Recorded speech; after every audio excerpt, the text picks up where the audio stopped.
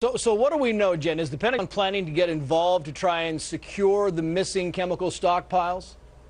Well, there have been top-level meetings at the Pentagon and elsewhere about this new intelligence, but according to my source, even in light of the new massacre at Tremseh, that's where 227 people appear to have been killed by helicopter gunships yesterday, there is no plan to get involved militarily because the general intelligence assessment is that most portions of the opposition are not aligned with U.S. or Western interests. There is some talk of sharing the latest intelligence with another country, even possibly the Russians, so that they could secure the chemical stockpiles that have been moved to homes. The only problem, according to this defense source, they don't know where the chemical agents are right now. The intelligence intercepts are a week old. Trace?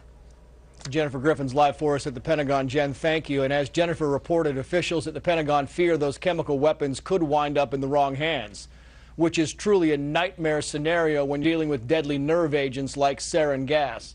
Let's bring in former intelligence officer Mike Barrett for his take on the situation. Mike, I mean, you look at this thing, and look, it's either that they're going to take the stuff away to use it, take it away to protect it, but either way, something's up in Syria. Well, that's right. And, of course, you know, the other option here is that they're signaling to the West that, hey, if you guys do intervene, we are going to use this stuff, and you guys are going to get caught in the crossfire. So there's absolutely no way that this turns out to be a good type, you know, a good piece of news.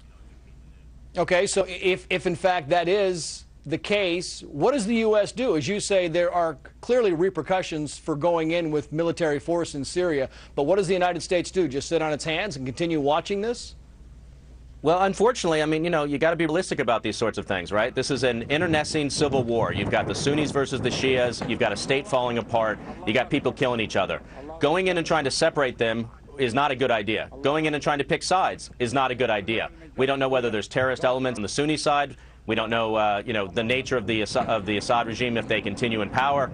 It's really one of these things where nobody wants to hear it. We all hate to see the news reports and hear what's happening, but we certainly don't want to go in and make the situation worse, or worse yet, make the U.S. more of a target. You know, there's plenty of hatred for the U.S. in that region, and the last thing we want is chemical weapons pointed back at us.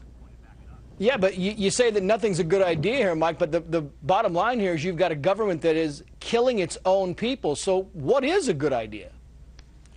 Well, I mean, you know, you do try the diplomacy, and you try to get the local, the neighbors. So you try to get Turkey and some of the other countries there that, you know, they're more engaged in the area. They've got the cultural ties and that sort of thing. And it's not seen as the West trying to impose itself, again, back into the middle of the Middle East problems. So I think, unfortunately, we have to try to get a regional solution, not a U.S.-led solution. We want to have very, very light fingerprints on this. And then hopefully, you know, whether it's through the Assad regime becoming more stable, we want to avoid a situation where they do go in and actually just kill tens of thousands of people.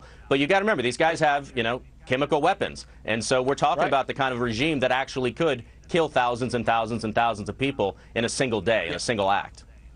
Just like Saddam did against the Kurds. And I guess the other question would be, Mike, is it possible that Bashar al-Assad is moving these weapons as a way to kind of scare the rebels to say, look, back off? You know, it's possible. There's certainly gamesmanship that happens, but, you know, they've certainly shown willingness to kill essentially indiscriminately. And so I think the rebels have that message loud and clear. It's a power play. It's probably saying to Iran and Russia, hey, remember, you guys don't want to be helping the West go ahead and engage. I think the real target of this is probably more the international community, more of a warning sign. Don't tread on us. Don't come in here and try to do this. And again, I think we should take heed of that because realistically, what happens in Syria is not the most pressing thing that America needs to be worried about right now. Mike Barrett, thank you, sir. Thank you.